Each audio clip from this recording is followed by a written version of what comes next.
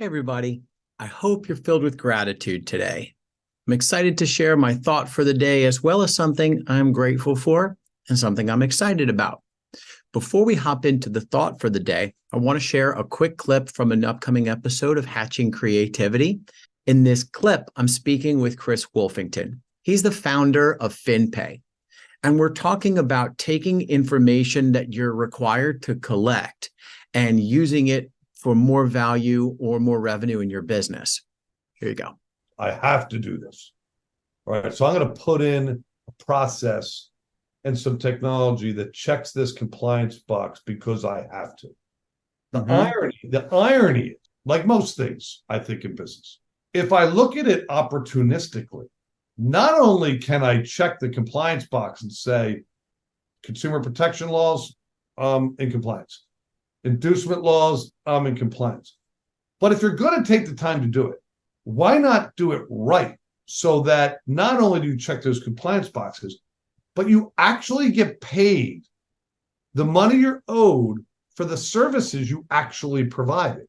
If you want to see the complete episode with Chris or any of the other Hatching Creativity podcasts, you can find them on YouTube or anywhere else that you find your podcasts under Hatching Creativity. If you're interested in being a guest, please reach out to me directly. I'd be happy to talk with you. And my thought for today is actually a quote from Peter Drucker. It relates really closely to the conversation that I just had with Chris. And the quote is, "Efficiency is doing better what's already being done." And if we think about it, right, we have so many things that we do on a day-to-day basis that we don't actually look at or think about. It's more automatic. It's really hard to take those things that we're doing automatically without thought and improving those processes. So whether it is, what is your meeting schedule like for the day, or what are we discussing on our staff meetings, or as it relates to what I do on a daily basis relating to compliance. A lot of times people just wing it. When it comes to compliance, you would be really surprised at how often people do that. And when things are done without thought on autopilot, what ends up happening is you have no evidence to go back to see if what you're doing is working or it's not. And then there's no way to take those processes and the things that you're currently doing and improve on them.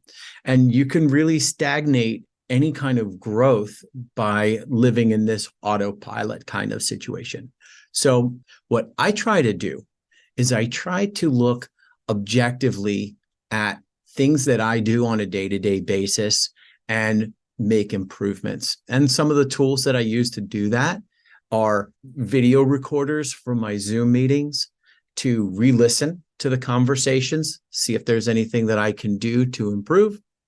I look at how many meetings I do in a week. And I also look back at those meetings and see how many of those hour-long meetings could have been done in a half hour, or how many of those half-hour meetings could have been a 5-minute phone call. And as it relates to data you're collecting, this is also something that can be used to improve your efficiency or just improve generally. For example, if we look from a treatment center standpoint and you're collecting information on when people leave against medical or therapeutic advice, but you're not tracking information around the demographics of the person who left, or the therapist or case manager in charge of that person's care, or your patient satisfaction surveys, things along those lines can easily be used to improve quality of care, thus improve outcomes. But if we're not looking at the information that we're collecting, then it really becomes just a check the box activity, and there's no future ability to improve. So my challenge for today is to take a look at your processes.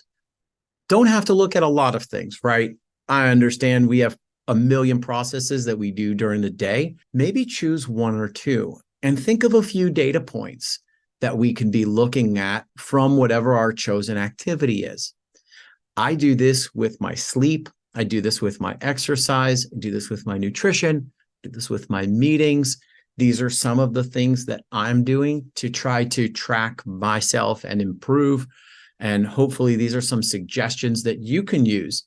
If you have any ideas or suggestions of something that you think is a good data point to be tracking on your day-to-day that you can use to improve your life, let me know. I'm always looking to get more insight, and that's one of the things that's really special about this field and the people I try to connect with, because I think everybody is looking to get the most out of the time that they have to spend doing things. I hope you found that helpful. As far as my gratitude, for those of you who have teenage children, you're going to get it. For those of you who were a teenager, you're also going to get this. And I can say that over the past couple months, I've seen a tremendous difference in growth in my 14-year-old daughter. And I cannot express my gratitude enough to seeing this evolution and to seeing her grow. And I'm just really grateful for being able to witness this and seeing what it's doing for our relationship as well as the relationships of everybody in the house. So that's my gratitude. As far as what I'm excited about, Thanksgiving is next week. It's one of my favorite holidays of the year. And I get to make a recipe that my mom made for my entire life. I only busted out on Thanksgiving, and I'm really excited to do that. I hope all of you have a great rest of your week and weekend, and I'm excited to catch up with you next week. Thanks so much for checking these videos out, and I hope you have a great day. Thanks for tuning in to Hatching Creativity. We appreciate your support. Please don't forget to like and subscribe and tell all your friends about the show. And remember, it's never just about one thing.